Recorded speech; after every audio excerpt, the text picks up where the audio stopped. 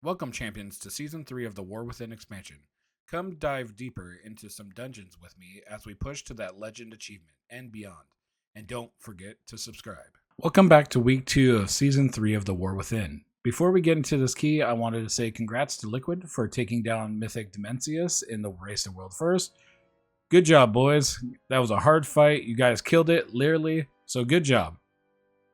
So for this week, we started streaming. So if you want to see these keys live, you can catch me here on YouTube or on Twitch, Thursday, Friday, Saturday nights. Daytime streams are TBD, but we shall see later with that. Well, if you didn't see last week's roundup, let's see where Steel Slam started off this week.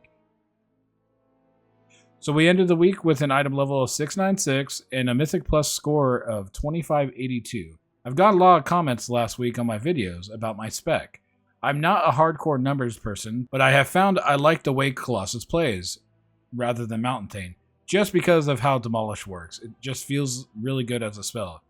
But I know from the two specs, one is a little better in AoE situations, which might be better for Mythic Plus, but I really like the way Colossus feels. And the difference is probably only about a 2% AoE damage as Mountain Thane. So not a huge DPS jump, but a lot of people ask me about this, so I thought I would address it. Colossus just feels good to play, but once we get to higher keys, I might switch over to Mountain Thane just for a little bit more damage. But we'll see when we get there. And all the disclaimers out of the way now, let's get into the meat and potatoes of this week. Starting off with a plus 11 Arakara, this key, like all previous seasons, is still pretty easy. And to be honest, with a lot of nerfs to other keys, this pool of keys are pretty easy overall. But I did want to show one point just to poke a little fun at our DK friend Evades. If you don't remember, he is one of my guildies, and in this key, he ends up being the only death, so let's see what happened. So we're here at the second boss, Anubizak, everything going pretty well until we get to the last Eye of the Swarm of the fight. It's kind of hard to see, but he has a swirl spawned under him, and I think he didn't see it because he stands in it for a couple of seconds, and the healer can't deal with the dot, and he gets wiped out. But even with this silly move from our Death Boy, we plus 2 this 11 Arakara. Not too shabby.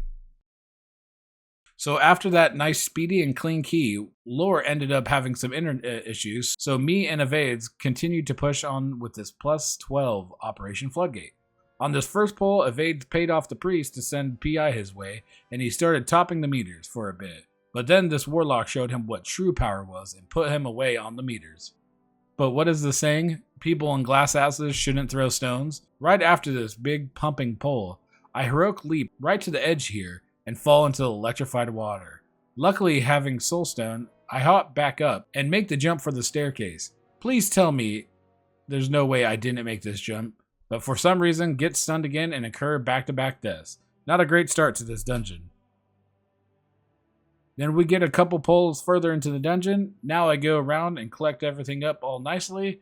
The ad does his big circle cast RPG, and Evades again just doesn't see the big circles, and the bomb goes off. Boom. Exploded.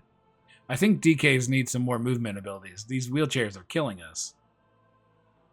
So the next two bosses went off pretty easily. No further deaths until we got to Swamp Face. The whole fight went really well until we got to the last Awaken the Swamp cast. And in true Evades fashion, you can see he runs away from me and runs with one of the waves.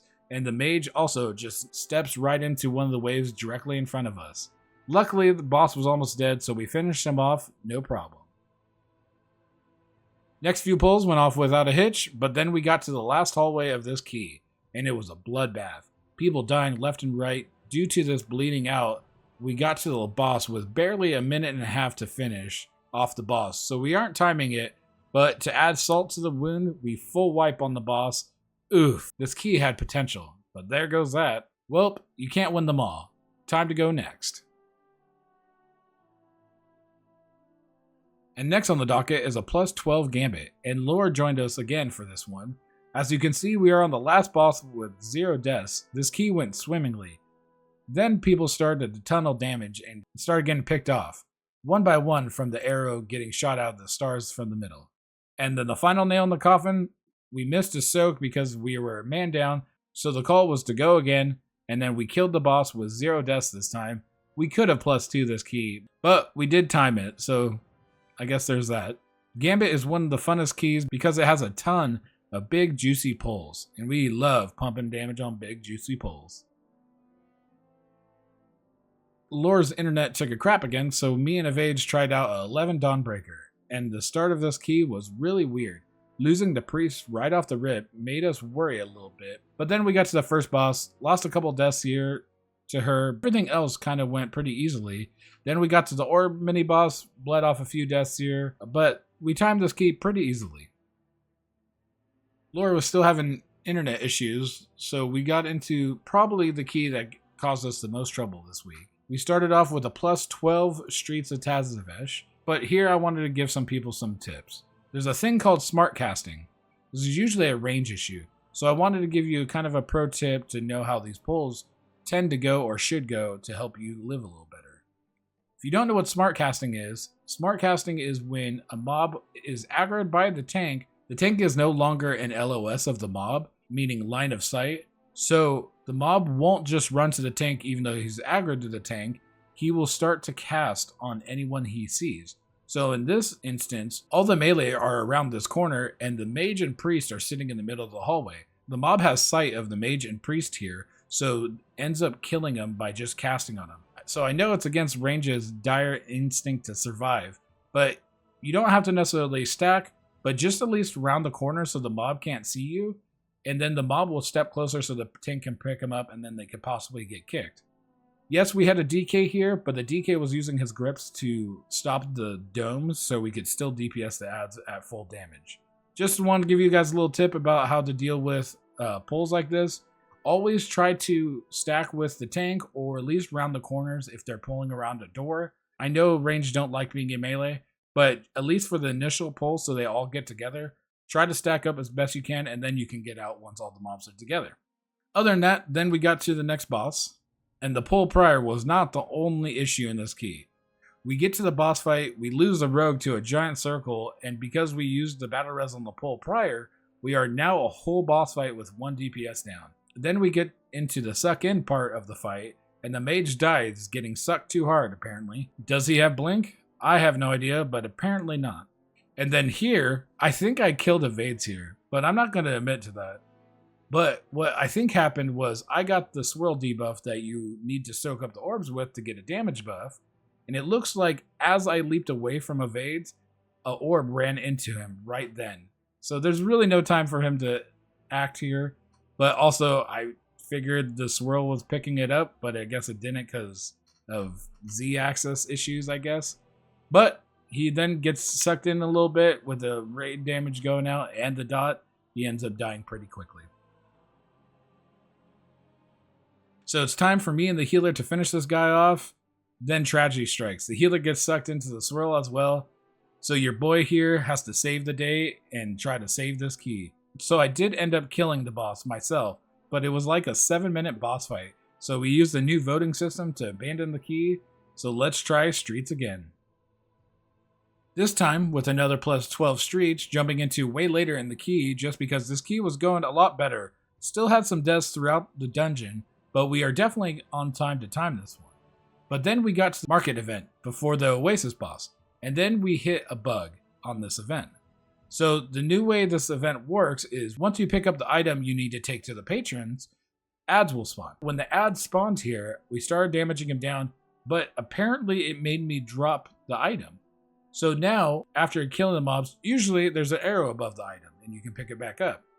But for some reason, it's floating in the air here. And with no arrow, it still has the icon you can pick it up with, but now you can't pick it up. Tazavesh, even in Shadowlands, had a bunch of bugs, and it looks like the War Within is no different.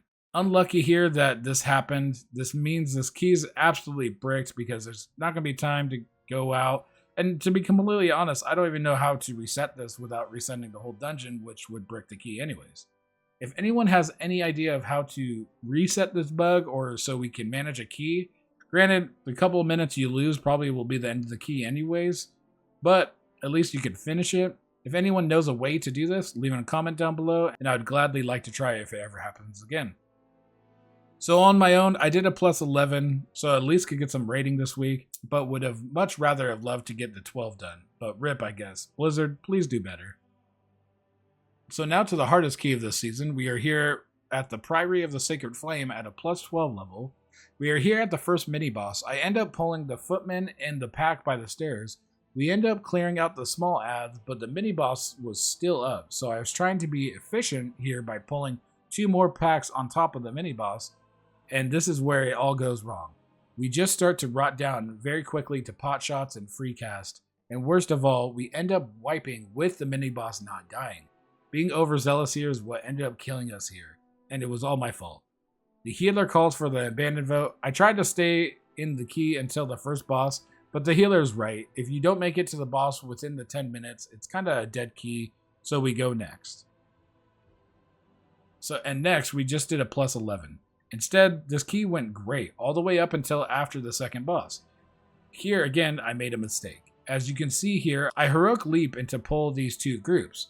But if you look closely, I pulled the third group by body pulling because I leaped too far, so we pulled them together, people rotting down pretty quickly, but one big lucky thing here is we actually kept the pull alive, and even pulling it all the way to the second boss room. But we bled so many deaths here, the next pull was a Hail Mary. Huge double pull that I called for lust here and blasted down the mini-boss with the patrol as well. This Hail Mary actually worked. We didn't know if it was too big for this group, but we got it done and ended up timing this key pretty soundly, luckily, after my big mistake. Then our last key for this week was also our biggest, a plus 13 Ecodome. Because we had this big key, I wanted to see if I could actually pull this big pull and actually live this time. And we did, pretty easily actually. It does help that we had lore and evades in this key, because this key, the DH really tried his hardest to screw this key up. He was pretty much the only one that died. I think Evades died once to a weird damage output. But for the most part, 4 of the 5 deaths was the DH. He really tried to tank this key. But the hardest part of this dungeon, apparently, 2 weeks in a row, missing 2% count. Luckily this week, we weren't as close as last week, and we timed this plus 13 Ecodome. And like I said last week, I think this key is by far the easiest key so far. Streets and Gambit are pretty easy, if there isn't any bugs, that is. But this key will probably go for being the GOAT of this season for being the easiest. So after all these keys, the good and the bad, let's see where we ended up this week. And as you can see, we finished this week off with a 2758 Mythic Plus rating. So not the 3K we were shooting for, but we definitely could have gotten there if we didn't have some of those bugs or stupid deaths by me. So it's more likely we will hit 3K in week 3 and possibly start another character. But before we finish the video, time for some big loot. Let's see what we got in the vault. Okay, so let's see what we got in the vault. Big bucks, no whammies. Alright, so let's look at our mythic track. We got the mythic neck, which is huge because and it has avoidance. That is our best in slot with avoidance. That actually might be the call. Let's see though. Mythic helm, which is good. We have that is also going to be best in slot. We have heroic version with both these neck and with this helm. What is this? And then we have a weapon, mythic track, haste crit, indestructible, which is whatever. That is huge too. That's also a heroic version. What would I take? I already upgraded the neck with some gilded a little bit. Oh, man, this is a hard choice. I'm gonna go with the weapon because it has main stat and everything like that, and it's not a huge upgrade for the neck, even though avoidance is nice to be having on the neck. Oh, this is a hard one, boys and girls. That weapon though is nice. I can craft weapons though, and they'll be not as good, but up there too. But a best in slot neck on mythic track. Ooh. With avoidance, I'm going the neck. I gotta. You know what? No, I'm gonna go with the weapon. because I can always craft a neck with haste verse if I really wanted to have it higher. But I think the weapon and only having hero track right now would be the better upgrade and best in slot stats. So yeah, we're going weapon. Let's get it. This was a hard one. The helm is just a side upgrade, but so after that huge loot in the vault, we ended up this week with a 704 item level, so a pretty big jump in gear. But we luckily got a lot of hero track gear from those runs, on top of that huge mythic track weapon. So that's the end of week 2. If you guys enjoyed this video or would like to see it live, check out my streams here and on Twitch, which will be down in the description, Thursday, Friday, Saturday, 2100 PST. If you liked the video, hit the thumbs up down below. It helps out a ton. If there's anything I can do to make these videos more entertaining for you, leave it in a comment down below. And I hope you guys are subbing so you get every notifications of every upload. Again, hope you enjoyed the video. Have a nice day. Peace.